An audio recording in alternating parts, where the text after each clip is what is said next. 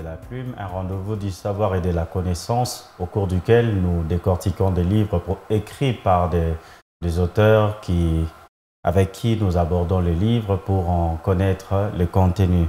Et dans ces numéros, nous aimerions vous proposer un merveilleux livre écrit par le pasteur Jacques Chilumba qui est pasteur de l'église Bâtir sur le Roc, située à Kinshasa. Bonjour pasteur. Bonjour bien-aimé. Et merci pour votre disponibilité. Merci. D'accord, c'est avec vous que nous allons aborder votre livre intitulé La plainte. Vous parlez dans ces livres de la plainte, vous dites ceci: l'homme est un être qui est à la fois spirituel, qui est émotionnel et social. Le fait de se plaindre, c'est-à-dire de se lamenter ou gémir, fait partie de sa vie quotidienne.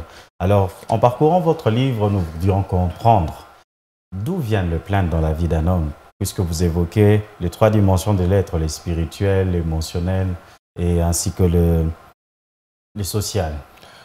Merci beaucoup. Je vous remercie aussi et que le Seigneur vous bénisse de nous avoir donné cette opportunité. Merci, pasteur. Je bénis Dieu aussi pour cette chaîne. Que Dieu bénisse cette chaîne et qu'elle aille encore plus loin. Amen. Par rapport à votre question, effectivement, l'homme a beaucoup de réalités qui l'entourent. Oui. Et les plaintes des hommes viennent des circonstances de la vie. Okay. Pour résumer par rapport au message, les plaintes des hommes viennent de maux et de biens. C'est-à-dire des difficultés, même des bonnes choses que Dieu fait pour eux. Okay. Donc les gens se plaignent de tout. C'est pourquoi ces textes, bien que beaucoup de gens, j'ai constaté, n'aiment pas ces textes, parce qu'ils parlent de la volonté de Dieu. Je ne sais pas pourquoi aujourd'hui les chrétiens sont sensibles à la volonté de Dieu. Okay. Or, nous devons connaître la volonté de Dieu. Et même le Seigneur a dit dans la prière de notre Père, il a dit clairement, il a dit, lorsque vous priez, dites, notre Père qui est aux cieux, que ta volonté soit faite sur la terre comme au ciel. Donc la volonté de Dieu, c'est quelque chose de très capital, c'est que Dieu veut. Mais aujourd'hui, les gens ont tendance à croire que la volonté de Dieu, elle est mauvaise. Si je demande la volonté de Dieu, les choses ne vont pas marcher. Ce n'est pas vrai. Okay. Oh, il faut se contenter de la volonté de Dieu.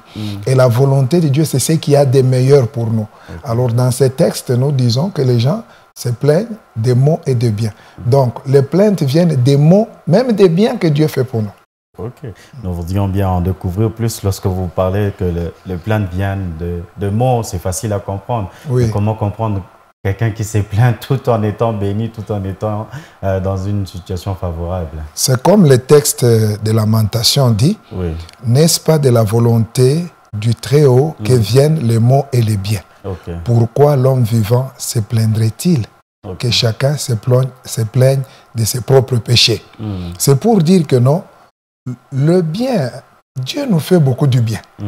Dans la vie, Dieu permet deux choses. Dieu permet les mots. Les mots, c'est pour nous forger. En fait, même les mots, c'est pour notre bien.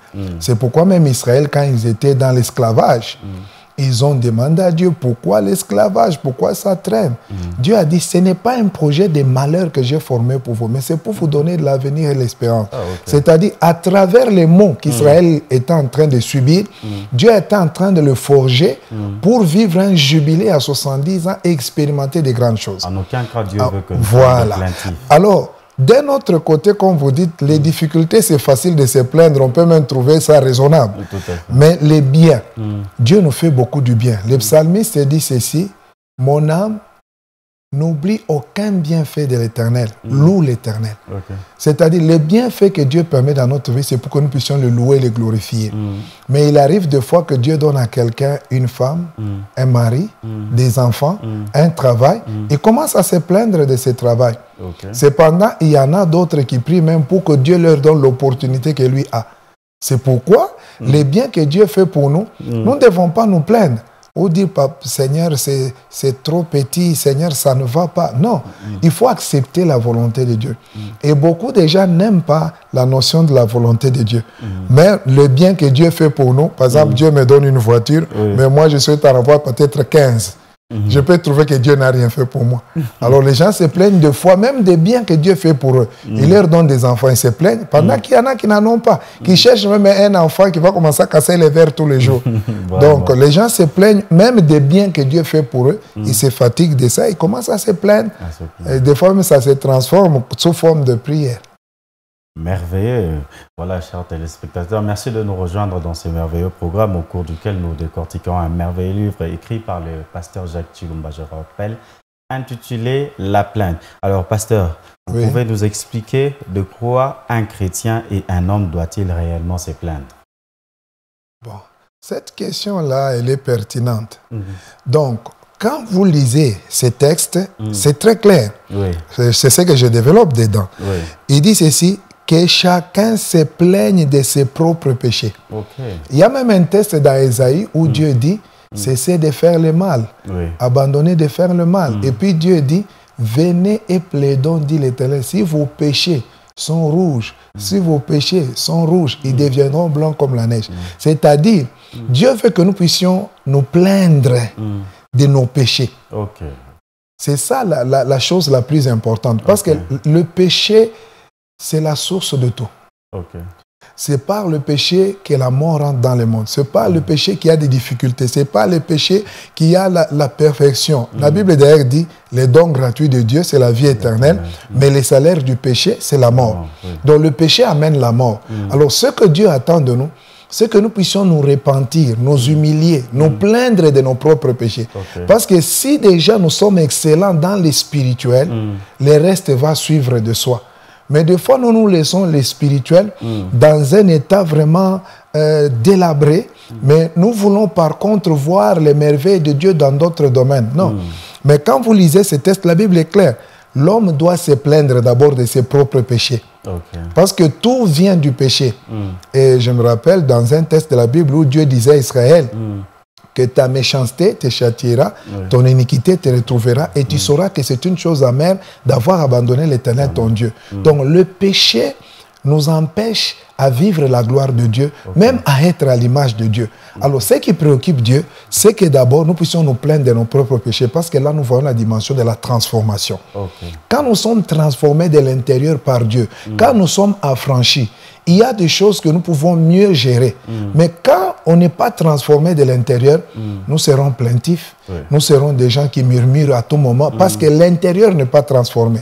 Je peux vous donner l'exemple de Caleb et Josué avec le peuple, avec les autres 10 personnes avec lesquelles ils sont allés explorer le pays.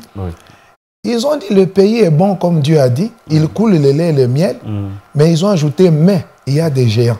Et ces géants-là, nous sommes à leurs yeux comme des sauterelles. Et toute la nuit, ces gens-là ont pleuré. Ils ont fait même pleurer tout Israël qui recevait cette nouvelle. Mais de l'autre côté, avec Caleb et Josué. Caleb et Josué ont dit, montons, emparons-nous du pays. Nous y serons vainqueurs. L'Éternel sera avec nous. Et Dieu déclare, vous qui avez dit que vous allez mourir, je ferai comme vous avez dit à mes oreilles. Mais Caleb et Josué sont animés de notre esprit et ils vont entrer, ils vont posséder le pays. C'est pour dire que souvent, nous ne comprenons pas qu'en nous plaignant, nous n'arrangeons rien. Par contre, en nous plaignant, nous sommes en train de nous enfoncer. Alors, un enfant de Dieu doit se plaindre du péché. Parce que quand vous êtes transformé, le reste, ça va. C'est comme ce peuple. Ils ont dit, Dieu a dit la vérité. Ça coule, le pays coule le lait et le miel. Mais il y a des géants. Nous sommes comme des sauterelles. Nous allons mourir. Donc, c'est ça le problème avec les chrétiens d'aujourd'hui. Ils voient que ces problèmes sont plus grands que Dieu. Et pourtant, notre Dieu est plus grand que nos problèmes. Notre Dieu est plus grand que nos difficultés. Merci beaucoup, pasteur. C'est merveilleux. Alors, nous vous recommandons massivement à consommer ces livres parce que je crois que vous avez compris combien il est riche et il est important pour nous. Alors, pasteur, je reviens dans votre livre. Vous avez pris ou considéré comme personnage d'étude le prophète Jérémie. Alors, à la page 47 du deuxième chapitre de votre livre, vous dites ceci, il y a un danger lié à une vie de prière basée sur le plainte.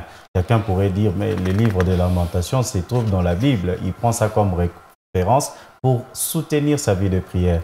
Que nous réserve ce livre par rapport à cela? C'est pourquoi il faut lire les versets dans leur contexte. Beaucoup de gens déclarent des paroles hors du contexte. Le prophète Jérémie, c'était un homme de Dieu. Un homme de Dieu engagé et il connaissait Dieu, il avait la relation et l'intimité avec Dieu.